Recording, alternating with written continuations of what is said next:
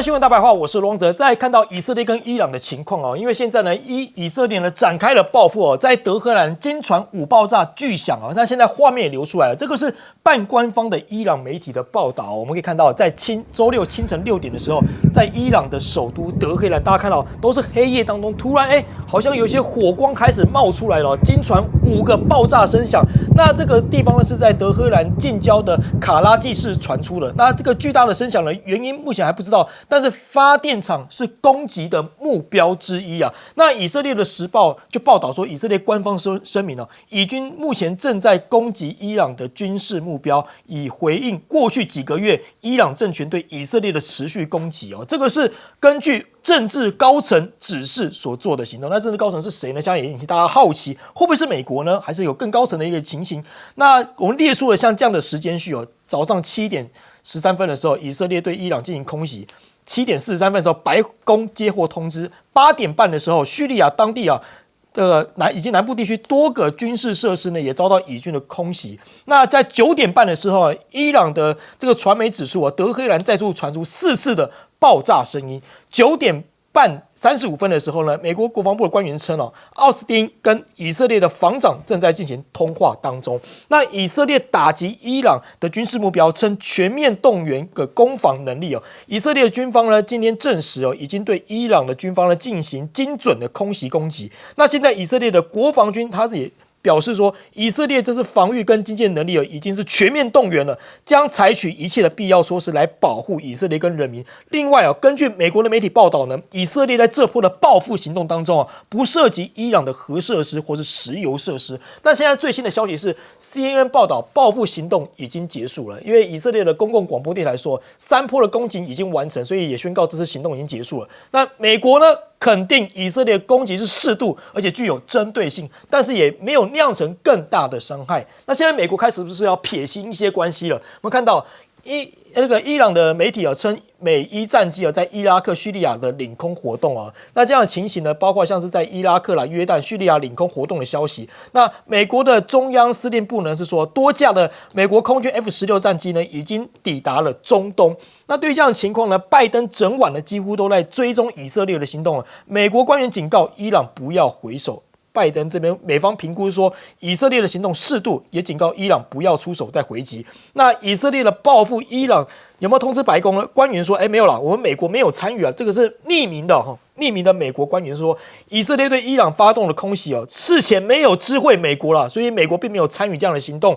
那对于这样的情形呢，白宫国安会的发言人就说了，这个以色列锁定军事目标空袭是在行使自卫权，也是呢在回应伊朗10月1号对以色列的弹道飞弹攻击。所以美国他们态度做了明确，说我们没有介入这样的情形，但是是不是生怕卷入以色列跟伊朗的冲突传出美国已经向沙国提供了防御保证这个是有知情人士传出说，美国现在已经向沙烏地阿拉伯发出讯息称现在已经做好了要帮助保卫沙国避免受到伊朗或是代理人的攻击。因为相对美国而言保护沙国的领空唯一的好处就是保护石油以防遭到攻击，也导致全球的能源价格飙升。那我们知道会不会中东即将大战呢？现在大家非常关注的点就是在这个赫姆兹海峡这个部分，因为赫姆兹海峡呢拥有世界上1/3的天然气，将近20%的全球石油都要通过这个海峡，是国际贸易的重要地位。也就是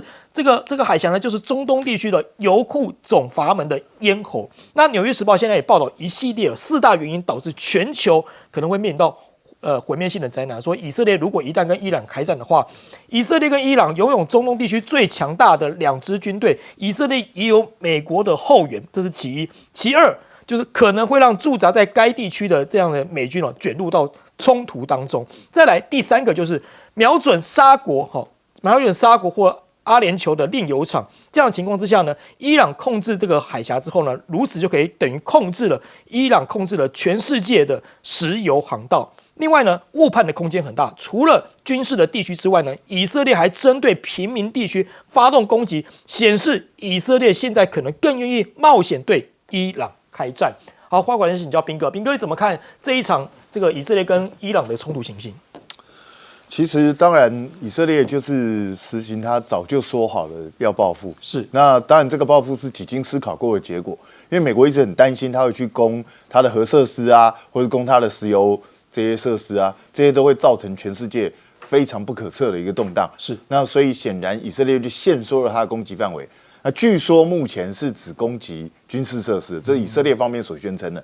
那因为伊朗到现在还没有讲出他遭受到什么样的损害，对，跟被攻击的哪一些地方，所以我们还要看，因为有一些报道是说有一些平民地区也遭受攻击，那当然目前都不确定，是，所以还是要看最后的结果到底怎么样，也要等待伊朗方面的回应哦。那接下来就是以色列出完招了，那伊朗要不要出招？那伊朗会出什么招？那美国当然是警告伊朗，你不可以再打，你再打我可能就要翻脸了。那可是伊朗就咽下这一口气吗？恐怕也未必很难吞得下去哦。是，那但是伊朗什么时候会还手呢？也不一定。为什么？当然我们都知道，上一次他拖了非常非常久的时间，是在大家都以为他大概是不是打算就这样算了之后，他突然之间又回击了。那当然回击还是有限度的回击。所以我是一直认为，虽然以色列有恃无恐，觉得美国是我就是在我背后撑腰，对，所以我高兴干嘛就干嘛。可是呢，我觉得以色列真的你说要他跟伊朗全面性的开战，我个人认为可能性很低。因为毕竟两国中间不是直接接壤，它还是要跨境去过。那中间被经过的这些国家，其实也都会抗议。是，所以在这种状况下，我认为以色列要跟伊朗全面开战，大概可能性很低。可是呢，你这一次又去炸了伊朗之后，那伊朗大概除了他会不会做直接报复之外，更重要的就是，我认为伊朗对真主党、对哈马斯这些援助，大概又是会有新一波的源源不绝的提供给他。那对伊朗来说，我没有办法直接找你出气，那我就只好找胡塞啊、找真主党啊、找哈马斯啊，再对你进行骚扰攻击。大概这个对伊朗来讲是个比较相对可行的办法，是因为伊朗同样的，他也对以色列距离遥远，你说要他直接攻打以色列也不高，还是只能用导弹做这样的一个回击啊。所以我觉得这两国的冤仇是结上了，可是你说现在会不会演变成全面性的战争？我认为可能性不高。可是问题是，以色列到底什么时候打算收手？也就是其实真正问题的重点是在于黎南，在于加沙走廊，以色列还没有停啊，他还在继续搞。那他搞了这样就算了吗？然后他这次攻击的另外一个目标是叙利亚，当然他的理由是说叙利亚这边有人对他攻击，所以我也要回击。可是问题是，这个是个没完没了。以色列如果持续这样扩散下去的话，美国能承受得了吗？可是看起来纳坦雅胡就是要在这个美国新的总统选出来之前，我就要玩一波，扩大我所有的战果。是，这真的是非常糟糕的一个状态。是，好，请教杨老师怎么看呢？在前1-2个礼拜，伊朗这边有不断的放话，就是以色列如果胆造成伊朗的重大就是受损，他讲的重大受损，当然就是石油设施跟核设施。对，他会回应1000枚这个弹道飞弹对以色列的攻击，因为在10月1号的时候，180枚伊朗的飞弹其实是打到了以色列的军方的空军基地。那我觉得以色列其实是感受到威胁了，是啊。那他当时10月1号打的时候，不是只有针对在德黑兰的时候哈马斯的领袖被暗杀，而是那个时候以色列就开始已经要转向攻击真主党在黎南地区黎巴嫩南部的地区，而且开始做一些对贝鲁特的轰炸。那伊朗等于是做一个表态，你要有所节制。可是呢，事实上以色列并没有节制那在加沙现在已经死亡到43552人，而在黎南地区也已经超过将近3000人的死亡。是这一次，你看到他早上2点半，当地时间早上2点半，打了4个小时，100架以色列的 F-35I 的飞机飞了大概2000公里。如果到德黑兰的话，打了3波，第一波是针对防空设施。第二波、第三波是针对导弹跟无人机的基地，还有他们的生产基地。然后以色列很明确的讲，他没有打任何的石油设施跟核设施。所以我觉得大概目前而言，相互的飞弹表演式的这种互打这波可能会结束。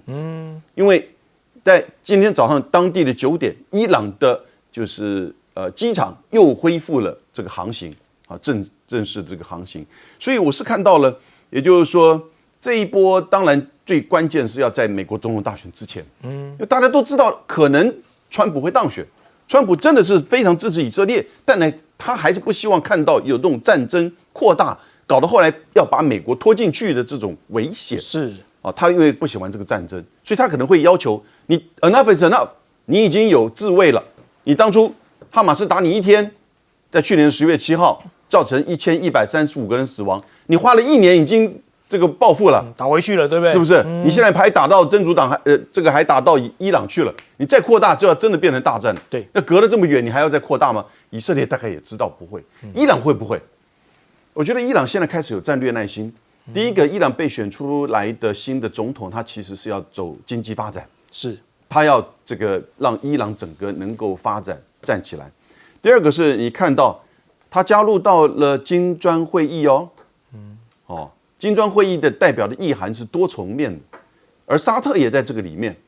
然后呢，沙特在上个礼拜跟伊朗就主动提案，是不是这两个过去是世仇，但后来在中国的协调之下和解建交，沙特提案，我们到红海去做共同军事演习，所以沙特也表示在安抚伊朗。然后呢，习近平在金砖的时候见伊朗的新总统，支持你伊朗的发展，我们是最好的朋友，其实就是要他稳下来。是哦，那美国呢，当然在这个背后完全都是始作俑者，他就是在推波助澜，他根本这个拜登就是在全力支持以色列的攻打，因为他知道伊朗这些国家不敢去全面的打，在他最后下台的之前的支持以色列最后的这种报复行为。是好，请教舰长怎么看呢？我觉得啊，那个以色列可能不断的在倒果为因啊，他在讲说，目前啊，就是因为伊朗对他不断的进行攻击，所以呢，他要进行反击，这是不是让我们忘记了某些事啊？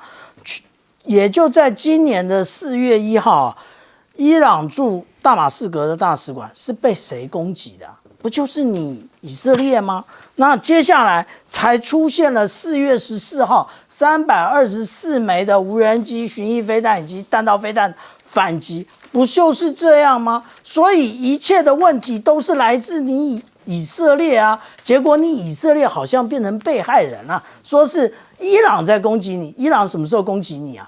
就是你一直在攻击伊朗啊！另外啊，在昨天的节目里头，我特别拿这个以色列时报的内容啊，我们来讲说，那个以色列的国防军的参谋长表示说啊，他说以色列有可能决定结束了这个与真主党的冲突，他话才刚刚讲完，结果就出现什么？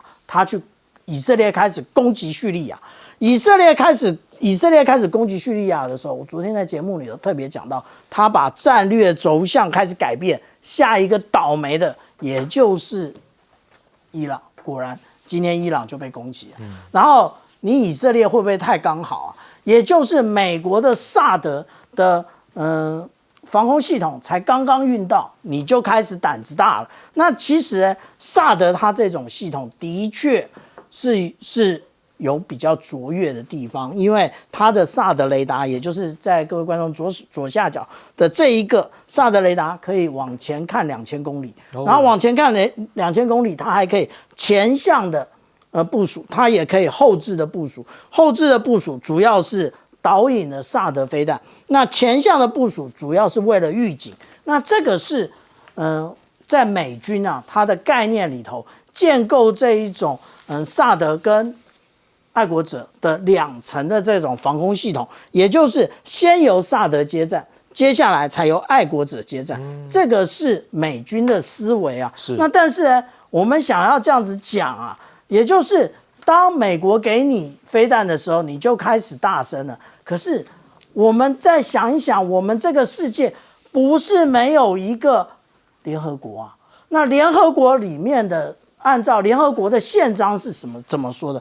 联合国宪章的第2条第4款也禁止使用武力的这个相关的条文，第51条更清楚的讲到说，如果你是被攻击的，你应该先到安理会里面来处理。可是你有吗？以色列你有吗？哪怕是像你这样子倒果为因，你有吗？没有，你只是去告诉美国，你告诉美国干嘛？这个世界真正的核心应该是联合国啊。那所以美国你就这样子纵容以色列这样子破坏世界的秩序，破坏现在所有的国际法的规则，不要怪金砖国家越来越多，这个就是你美国造成的后果。好，我们休息一下，广告回来继续讨论。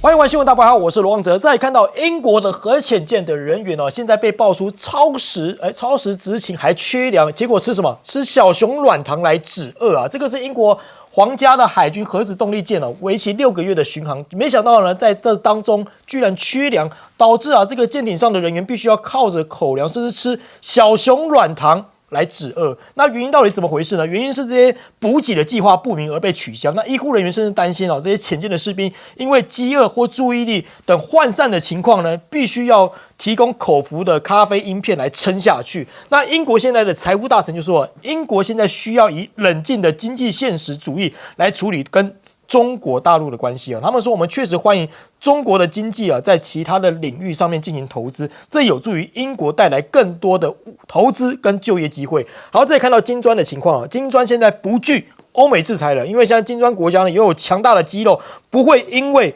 金融的绞索而屈服。这个是南非的金砖大臣所提出来，他说未来的国际上局势只会更加分裂，因为那些有最强大、最有资格坐在餐桌前的国家，并不想给其他人让出位置，哪怕只是远比其他国家已经出现了。好，我们再看到，那现在美国的苹果公司的库克现在是不是要搭起美中之间的桥梁呢？这个库克现在呢，会见了中国大陆商务部的这个部长他说，称泛国家化安全无助于经贸发展。那双方就苹果在华的业务发展呢，以及中美贸易的关系呢进行交流。那王文涛就讲，他说欢迎苹果公司把握机遇，继续深耕中国市场，跟中方的伙伴人建立保持稳定的合作，来实现共同的发展。那会见之后呢，库克也说他愿意做美中之间的桥梁。那这个王文涛就说，中方愿意透过经常性的正气交流助力中美经贸关系回到健康稳定的发展轨道。库克就说他们愿意做沟通的桥梁，来发挥稳定的作用。那库克呢会见了这个王文涛之后呢，专家就分析了这个市场冲击下，必须要借着访华来扩大苹果的影响力法新社就报道，库克今年二度访华，正是因为想寻求提振苹果公司的产品在中国这一关的海外市场的销量。另外，《华尔街日报》也报道说，最近几个季度随着中国大陆的本土品牌日益受到欢迎，苹果公司在中国的智能手机市场是有下降的情形分析师也分析了，目前苹果公司的策略就是加强在地区的合作关系，而库克的中国之行呢，正是这个政策的一个部分那现在欧洲是不是眼红了大陆市场现在德语的媒体有说，金砖国家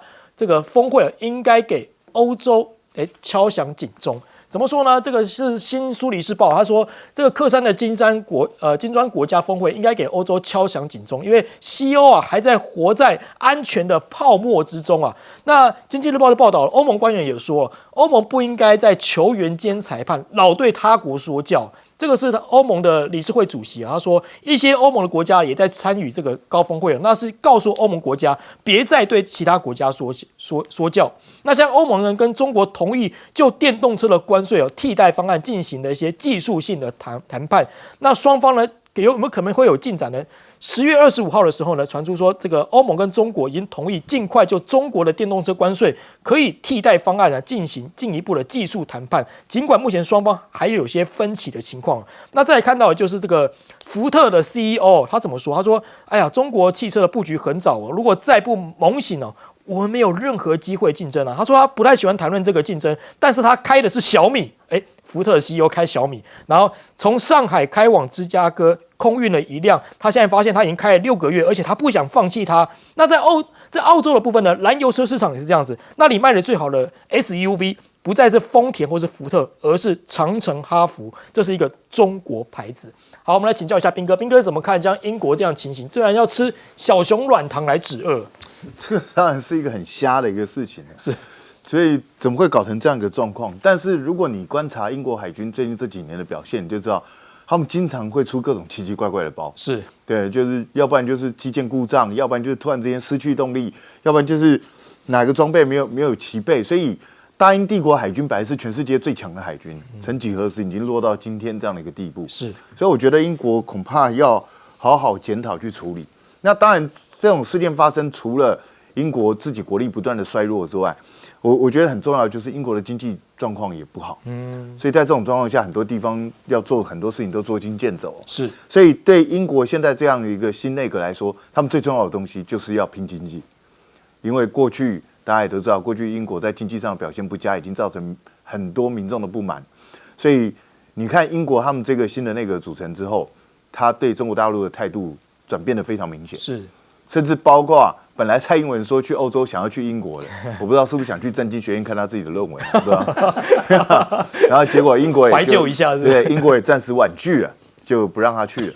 所以你就可以看到，英国现在大概不想跟中国大陆采取非常敌对的一个状态，还是在试探合作的可能性。是，那金砖国家当然也吸引越来越多国家加入，那甚至很多国家也都已经表达了他想要加入的意愿，所以他是持续在壮大中。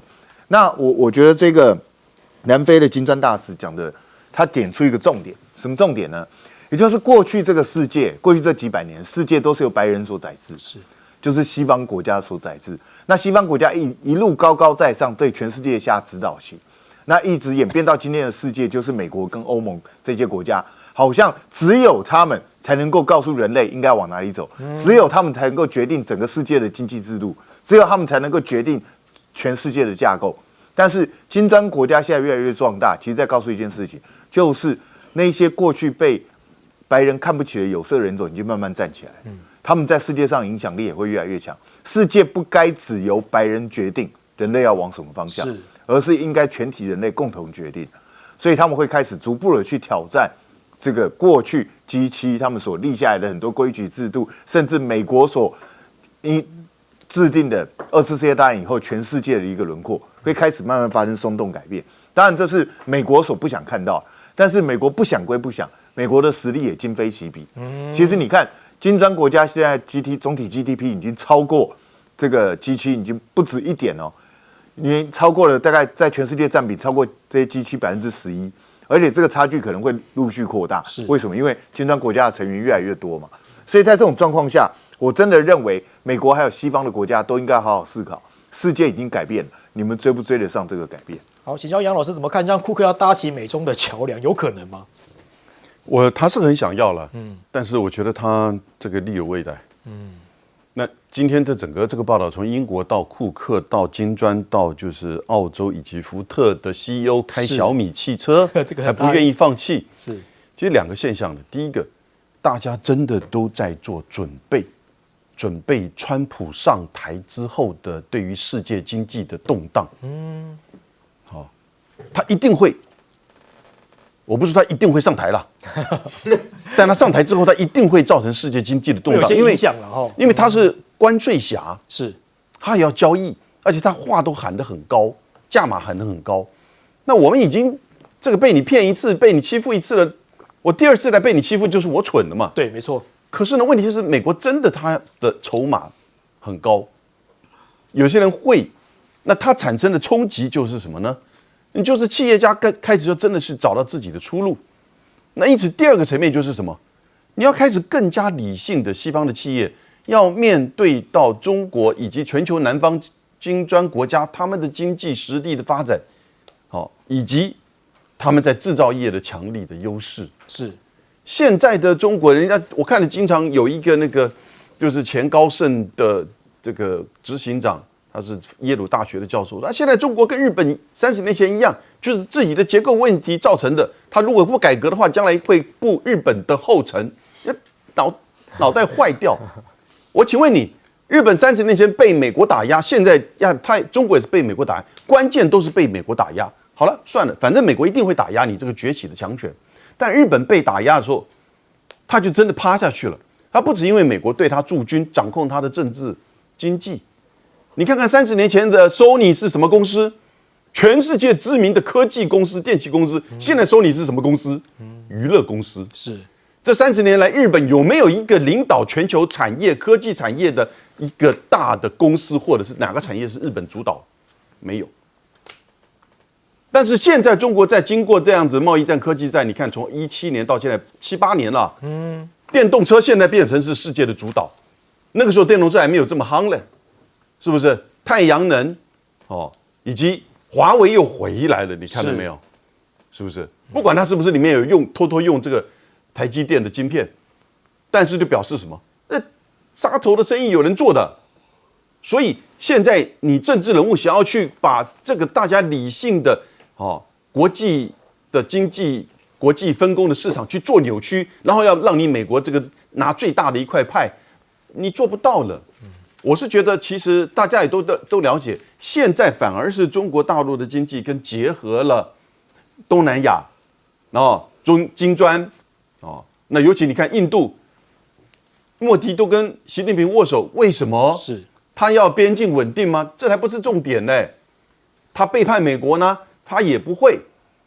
不过美国也没给他们实质的，他要中国大陆的投资、制造、技术，因为他知道印度要追寻大陆的这个发展的道路，发展自己的印度制造。你没有中国的供应链进来，你根本不可能，你在这边组装完了出口而已。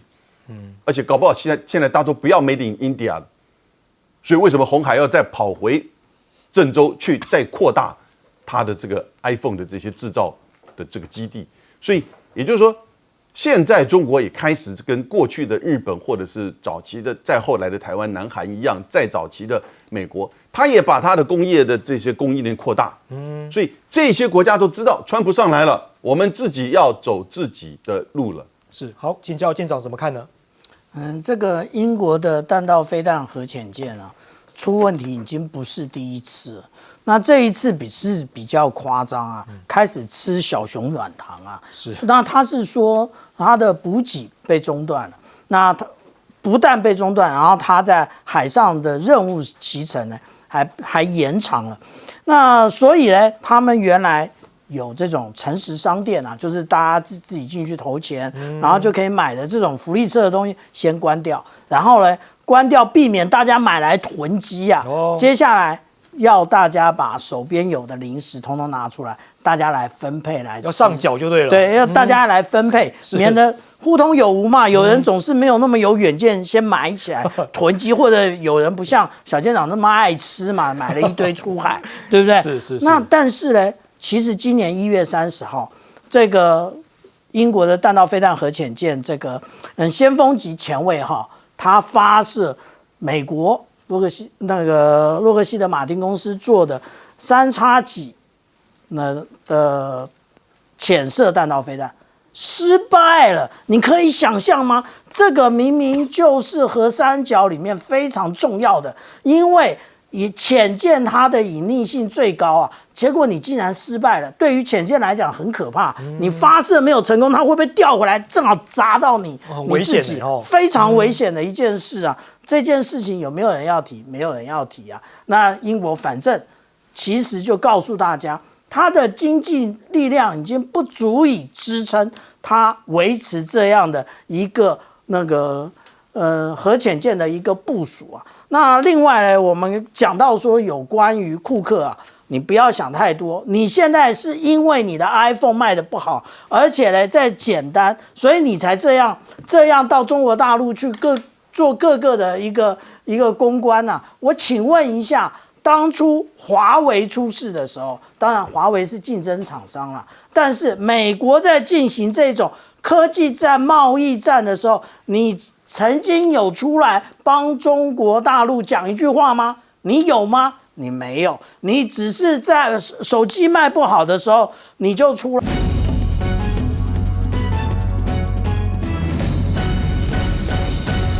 接下来看中东战局，今天大家看到最新消息都是以色列对伊朗开轰了啊！在一连串打伊朗军事目标的这个对象里头，德黑兰传出了整个黑夜里的爆炸声。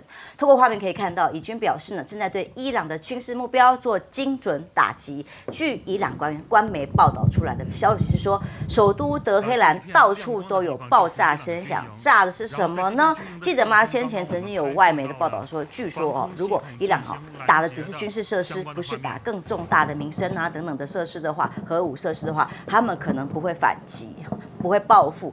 这次打什么？大家在持续的关注。到伊朗当地时间10月26号凌晨5点多，以色列对伊朗的军事行动还在继续，正在对第2波打击。是不是有打到其他的重大的设施？伊朗会不会反击？不知道。但真的开打这件事情，引起了大家最担心的事情，会不会战事再扩大呢？以色列攻击被说幕后花絮，其实花絮看起来很轻松，但这事情一点都不轻松，因为大规模突袭行动里面出动了包括 F-35隐形战机在内100多架的飞机，还涵盖了范围2000公里以内这样的范围。以色列国防军现在密切监视伊朗、伊拉克、也门、叙利亚还有黎巴嫩。黎巴嫩你们打到快废了，黎巴嫩打了这么多，还在观察他们潜在反应，真主党还有没有可能再用一些自己的火力再反击？一系列可能的报复行动正在做准备，因为也吓到美国啦，美国也赶快派战机到中东去防卫，不是防以色列，防伊朗，因为担心伊朗反击喽。所以美国称呢，以色列对于伊朗的攻击是有针对性的哦，是符合比例原则的自卫的哦，就是说美国没有参与行动。但是这是以色列自己自发先前对于自己保护自己国家的行为，所以没有谴责，也没有负面的意见。那么美国的中央司令部说，有很多架美空军 F-16战机抵达中东，用来保护以色列所以呢，打人的是以色列，美国要去保护的以色列。那为了防范伊朗要继续射千枚导弹，因为这是先前他们的国家国防单位所宣布的，如果真的要打，那他们也不会客气啊，所以有没有千枚导弹，会不会报复，现在还不知道。但是大陆的军事专家魏东旭说，为什么前一波伊朗去打反击，曾经打200发的这个导弹，产生的一些部分突破他们防空网的效果呢？那是因为呢，伊朗把传统弹道的弹头突然给它升级，是超乎以色列预料的。它在末段的这个航行的飞速的时候会突然加速，或者是小幅度的变轨，用了所谓的兵法创造自己的弹道，才会让以色列侦防的系统来不及侦防，改变的方向，才会炸到目标。纽约时报说，以色列一旦跟伊朗开战的话，4大原因就会导致全球毁灭性的灾难。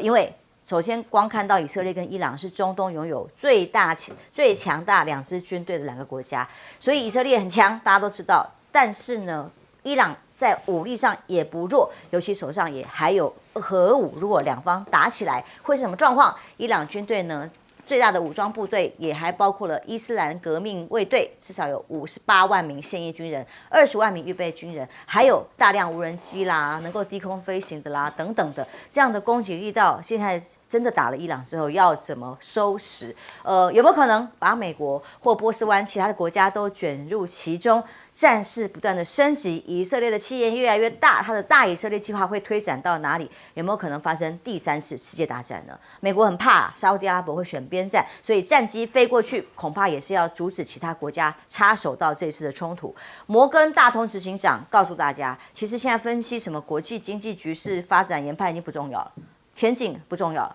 他更关注什么？地缘政治的局势风险非同小可啊！第3次世界大战已经开始，他认为多国已经在进行地面战的情况之下，加上现在中东局势的变化，第3次世界大战俨然已经开打，什么经济前景都假的啦！一旦经济被战争给摧毁的时候，完全是没有办法在可预判的状态下会发生。那么传出很怕会卷入以伊冲突的这个美国已经跟沙烏地阿拉伯提出共同的防御的保证，也就是说避免沙烏地阿拉伯也被波及啊，也当然是要保证他不会出兵去协助伊朗，所以呢就去跟沙烏地阿拉伯先谈了条件，这样子会有助于伊朗不要动手吗？因为比较没有盟友。那么帅将军你怎么看？现在打到现在，打了伊朗，接下来伊朗必然反击，还是为了大局有限的来做反应？我想这些假定的事项都太夸张了，什么第3次世界大战，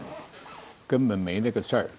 今天讲良心话，你看第二个错误在哪里呢？伊朗是有50万部队，以色列也有几十万部队，但是两个陆军会见面吗？隔个1000里你去打，没那可能嘛。这是第二个。第三个，伊朗的总统也早就释出一个管道，你只要不打我核能设施，不打我核电厂，我不会对你做出很强烈的反击。这个话已经把善意释出来了。第二个，今天早上这100架的攻击有没有产生什么重大目标的伤害？到现在没有看到，不知道。好，我请问一下，你这个飞机要 F-35I 以色列的逆中的飞机，最大航程1600公里，这边是来回2000公里，你是不是要带很多的油箱，而带不了多少弹药？而且你回来的时候还搞不好要在伊拉克或叙利亚这边到美国军地加油或下降，或者你的加油机去接那么多100多架，你怎么接？所以这些问题啊，所以他攻击伊朗的效果不会很强烈，而且听说爆炸的声音都画面都很小，这就是什么？满足以色列的人民的交代，他攻击我了，我要回打一次。伊朗也是一样，也是吹牛，我有1000多个超音速飞弹，你知道超音速飞弹多贵吗？你有1000多枚，上一次你攻击以色列的时候为什么不用呢？对不对？前面都省着用，怎么省呢？用无人机，用火箭炮，这个，在这个黎巴嫩那边，等到你铁穹弹药空了，来个1、2发，就代表什么？你超音速飞弹都是上千万美金的，你以为伊朗那么有钱啊？所以这个问题就是双方都是给自己人交代，你打我，我就还你一拳，所以我报复。世界大战怎么打得起来呢？你旁边那几个国家能够牵进去吗？按照地缘战略来讲，真正能伤害的，如果说黎巴嫩很强，或者埃及很强，或有可能，因为他们领土边界是接界的。以前6日中东战争，埃及曾经打到过戈兰高地啊，那个时候是那个独眼龙很厉害，把他打回去了。戴洋。所以问题就是说，评估一个战争有很多是政治上的一个回应了。今天以色列讲啊，你上次打了我，我要报复，对不对？那伊朗也讲，你要报复的话，我会再报复，对不对？但是问题你看能力嘛。以色列对付伊朗也只能空军轰炸，要不然就是导弹攻击。我告诉你，全世界的战争没有陆军的完全占领，这个战争不会结束的。你顶多多打几栋房子吧，没有决定性的效果啊。你想当年波兰投降，华沙被轰炸的上千架次，然后地面装甲部队到了，他投降。所以这个问题大家要看战史嘛，要了解战争的本质啊。这个高来高去的，就像我们小时候看《蜀山剑侠传》一样的，那个飞弹飞来飞去，不会到灭国的程度啊。他可能会吓到你，或者你来逼你的谈和，这都有可能。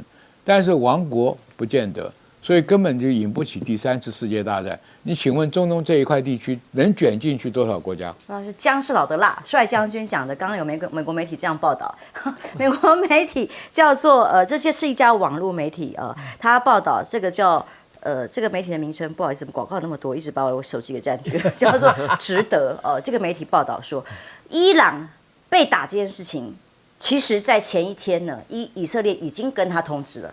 我会攻击哪些位置，以及不攻击哪些地方，先加以通知，这叫做打招呼的概念啊。所以就像 say 好的这样子，这个值得他引述的是3位消息来源来指出，而且是来自于美方跟伊朗这等等的情报单位的消息说，那表示这个是很有可能，所以也引不起所谓第3次大战，而是就是互相交代一下自己的支持者。那伊朗也要保证说他不会回击，怎么看，周老师？好。这个其实对于贺锦丽来说，等于就是以色列送的一份礼物了啊。虽然不能说是大礼，但最起码就是说以色列完成了他的动作，但是也让世界看到，就是说美国还是能够有效的节制以色列，跟过去拜登这个苦口婆心要拉住以色列继续打这个攻击的那个情况啊，其实有很大不同。那其实不只是像刚才主持人讲到，事前打了招呼，在这个攻击行动结束之后呢，以色列的国防部长也给这个美国国防部长打了电话。他们很快就做了通报。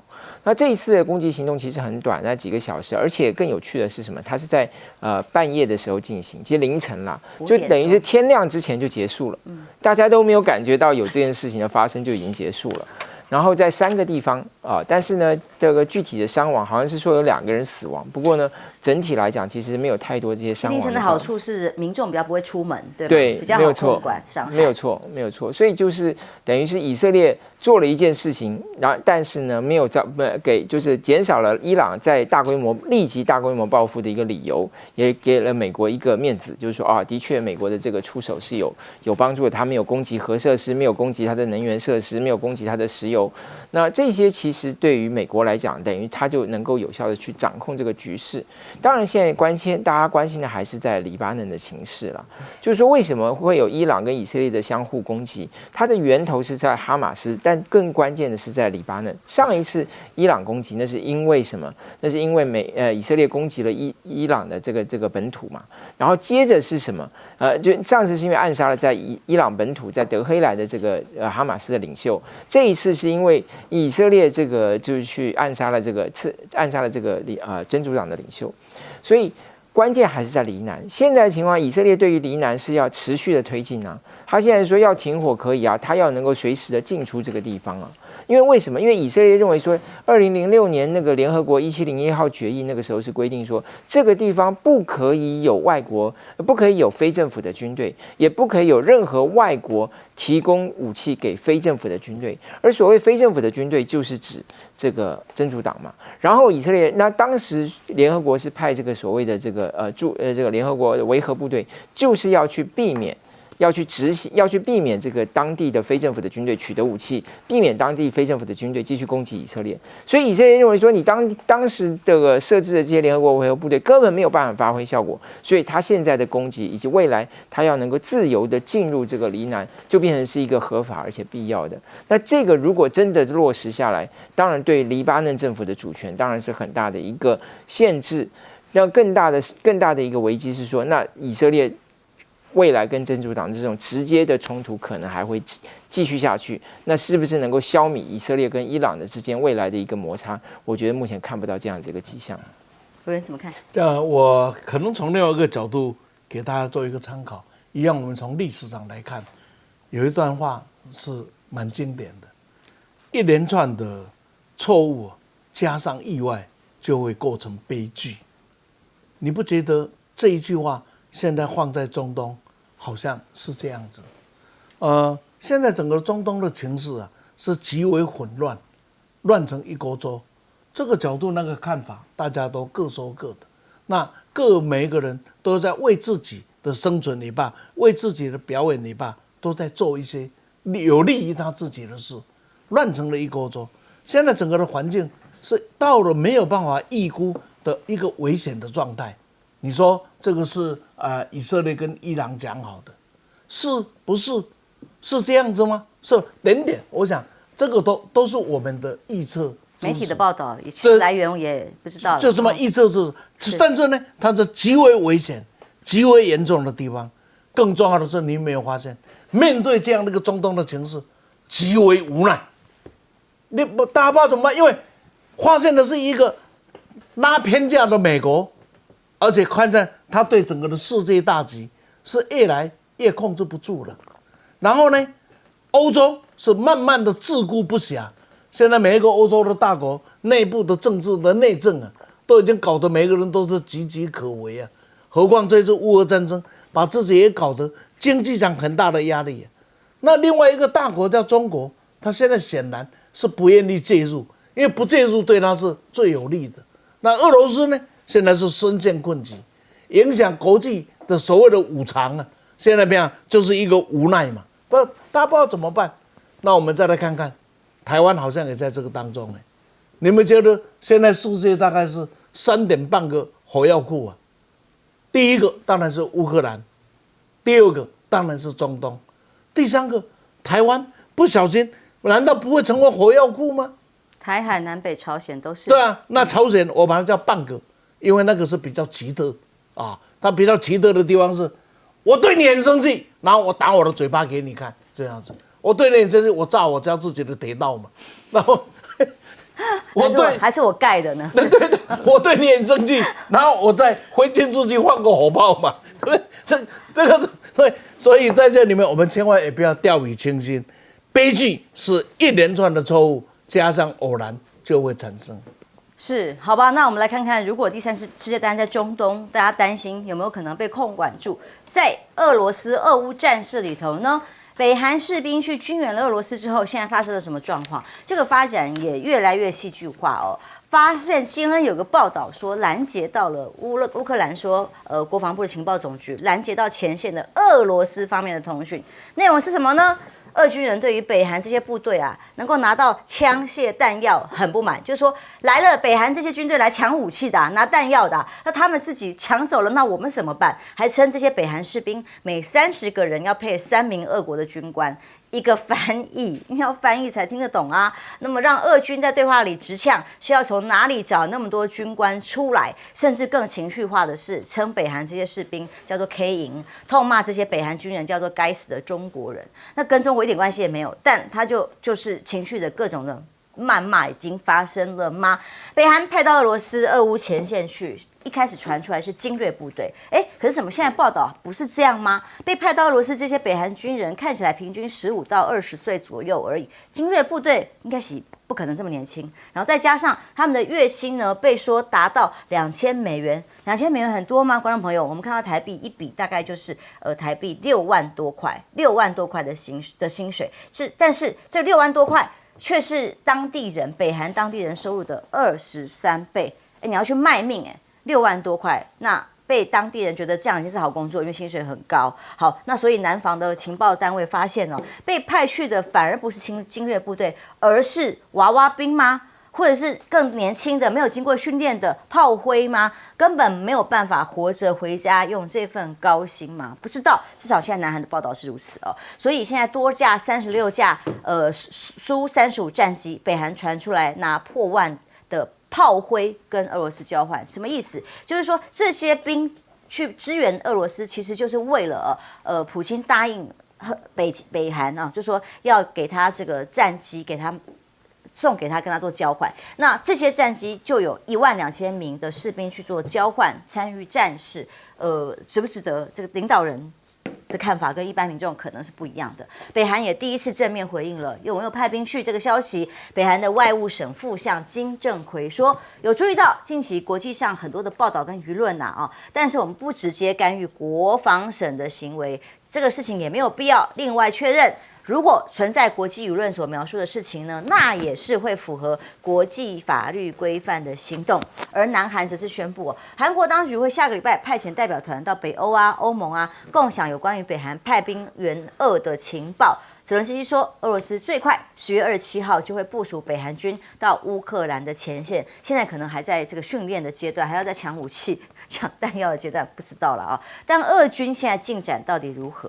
这个在风尘仆仆之前，乌克兰打到往北占领的俄罗斯区域的部分，现在呢展示所谓胜利计划的时候，看到蓝色这一区是剩下来唯一还在乌克兰控制的区域，其他大概46%的范围，橘色、红色都被俄军夺回。但其中有个现象蛮有趣，就是发现俄罗斯好像都不急，包括要夺回这个区域，因为其实乌克兰士兵在这里已经完全被包夹的情况之下，孤立无援。可是呢，他也不急。打了已经多久了？1个月了吧？他也还是大概是这样的范围在进攻，包括红军城也一样。红军城，你看这个距离，目前上次我们谈的时候还距离8啦、7公里，现在进展6.7公里，1个礼拜其实也才进展了1公里。那显然也不急，就直接现在往塞利多韦另外一个城市正在进展当中。他只是把红军城用封锁的跟南部、西部这个地方用封锁的部分来处置战事的推展。红色区域就是俄军的推展进度。那到底这个目的是什么呢？本周传连已经打下4个城镇，要攻击乌克兰的工业能源发射的地点了。所以呢，接下来下一步到底战争往前突破可以到多少？大家观察俄罗斯不急的原因不知道是什么。现在天气状况应该也是不利于战事。BBC 报道，俄军开始要对塞利沃多韦发动攻击的时候，这个城市代表意义就重要了。为什么呢？因为这个城距离红军城近，同时它有地雷，既有地雷，也有高层建筑，也可以牵制敌人，阻止俄军从南部转向红军城。乌克兰就分析了，如果俄军不夺取塞利多韦跟邻近的土地，俄罗斯向西北方向红军城推进的风险会越来越大。也就是说，只要拿下了塞利多韦，往前进就快很多，没有拦阻了吗？将军怎么看最新北韩去援助俄罗斯的这个战事？这个信息很混乱哈。这个如果说俄罗斯部队骂这个北韩军人抢枪抢弹药，这就不太容易理解了哈。难道俄军没有枪跟弹药，或者北韩自己不会大爱吗？这都是问题。第二个最严重的问题，该死的中国人。所以我们常常看，我觉得这句话可能会有。为什么？高阶层的普丁跟习近平可以拥抱，可是沿着边疆了，这个俄罗斯人跟中国人不见得很友好啊，不见得很友好。那个以前也分不清楚，不北韩人还是中国人。第一个是分不清楚嘛，第二个因为贝加尔湖，我们曾经中国还派了一些人去垦漠，遭到那边的俄国人的排斥，你知道吧？因为你来等于抢我的地嘛，干什么？所以这个是一个现象，那新闻不清楚。第二个，北韩又不是没有正规军，干嘛派娃娃兵去？而且娃娃兵去换30几架苏35，那俄罗斯的这个交易不是亏了大本了吗？我真有点怀疑。如果说派一个没有战力的部队去换30几架苏35是很好的飞机哎，对不对？所以这些情报都有问题了。根本就是假新闻。对嘛？可是战机不是免费拿，是可以买而已。你买是要付钱的。你以为北韩有多少钱啊？北韩很穷的。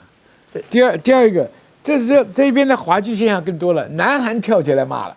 对，南韩很激动，所以这很多报道都是南韩。哎，好，那你要真的有本事的话，南韩派一个部队也到那边去，乌克兰吗？跟北韩的部队较量一下，到底是你北韩行还是我南韩行啊？你知道？这个东西大国做事没有像我们这个新闻那么紊乱。这个普丁先到朝鲜去拜访金小胖，签了俄朝的协防规定，战略伙伴里面还有一个武装部队的协防，这个就已经超过这个战略伙伴了哦。那既然有这个是我的盟国，你乌克兰打到我俄国本土，所以我就可以邀请这个协防条约里面的北韩军队去打他，你懂了吧？这个就把这个理上面先说顺了。第二个，你要1万多个娃娃兵吗？我不相信，这个我真的不相信。所以这些事情啊，再讲这个红军村，红军村是一个坚固据点，就是很难打的。它有3道防线，又有城镇，又有碉堡。最近半年，俄罗斯的打法跟以前不太一样了。刚开始的时候，大家就看新闻，来几千辆坦克车冲啊，被打得头破血流。后来就用炮。现在你发现没有，俄罗斯不再打绞肉机的战争了，因为俄罗斯也死了5、6万人呢。对，在国内也是压力很大，所以他现在用的是什么？用包围红军村的，他两边拓展包围，等到你要撤退的时候。他用火力歼灭你因为撤退的部队是没有什么掩护的，最脆弱就是这个。所以中国古时候兵法围城必决，听过这句话没？我围了一个城，我要开一个口，你走，我何必跟你面对面硬攻呢？我把你困的没弹药、没粮食，哎，你去退，你退的这种炮兵用飞机，因为俄罗斯优势的是空军、炮兵，这个是用火力杀伤，不要拿兵去牺牲。打法是这样的，但是我个人总是觉得金正恩是一个无法预测的领导，他会做什么事情不知道。休息一下，马上回来。如果是金正恩。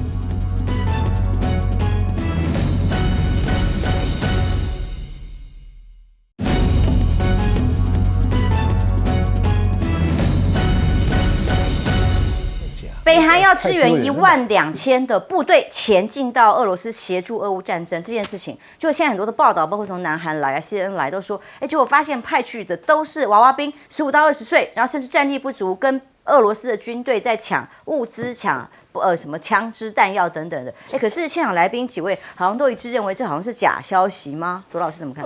是不是假消息还需要更多的证据了。不过我现在是看到像这个南韩的这个朝鲜日报也报道了这个，就是说大概是10几、20几岁的人啊，所以也没有说全部都10几岁了，他就说10几岁、20几岁。但比较有趣的是，为什么南韩对这件事情反应这么强烈？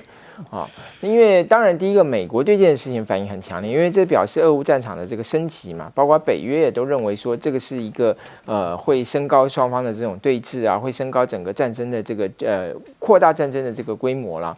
这当然是第一个，所以美国国家安全顾问这个苏利文跟日本的这个国家安全保障局的局长秋叶刚元，以及南韩的这个国家安全保障室的室长啊，这个申其元，他们就在美国有会面，当然就表示说这个情势当然很紧张。不过我觉得比较值得我们观察就是南韩要采取什么行动，那你就看他采取行动，就知道为什么他反应这么激烈。南韩要做2件事情，第一个，尹锡悦说要提供乌克兰攻击性的武器。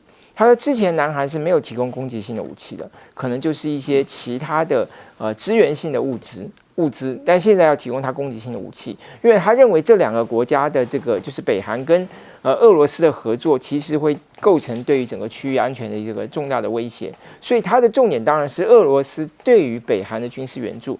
还有第2点更有趣，为什么会出来这个10几岁、20几岁的人？他说，因为这一群人呢，他因为年纪比较轻，他没有什么战力，所以他心理很脆弱，所以这个时候对付他们最好的办法是什么？就是发送传单。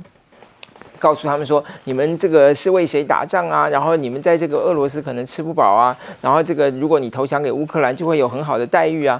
所以现在他们准备了大批的这种韩文的传单，因为乌克兰他要自己做这个传单，他还要用机器去翻译，很慢，然后可能也翻得不好。但是韩国政府可以提供这个，然后用乌克兰的这个无人机送到这个北韩的部队里头去。那因为其实过去南韩就不断的在向北韩发送这个传单，用无人机也是造成南北韩关系紧张一个重要的原因。现在他说，等于你有这么多人在那边，刚好就是针对他可以就进行心理战，所以这个大概是南韩未来会采取2个方向的行动。时间有限，你要补充是不是？南韩做的这个是学我们当年韩战的时候。